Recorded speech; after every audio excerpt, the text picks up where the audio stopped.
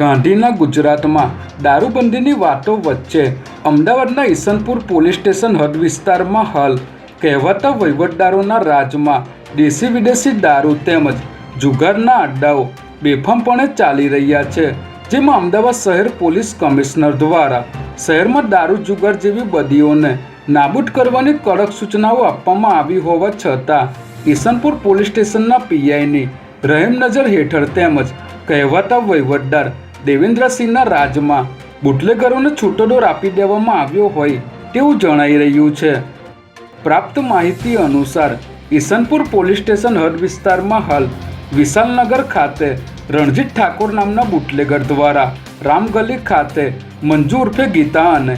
કંકુ નામની મહિલા બુટલેગરો તેમજ આવા અન્ય ઘણા બુટલેગરો દ્વારા કોઈપણ પ્રકારનો ડર રાખ્યા વગર દેશી દારૂના અડ્ડાઓ ચલાવવામાં આવી રહ્યા છે,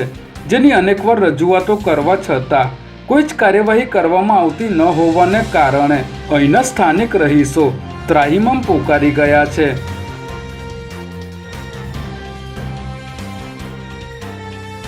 વહીવટદાર દેવેન્દ્રસિંહ દ્વારા બુટલેગરોને છૂટો દોર આપી મહિને લાખો રૂપિયાના ઉઘરાણા કરવામાં આવી રહ્યા છે,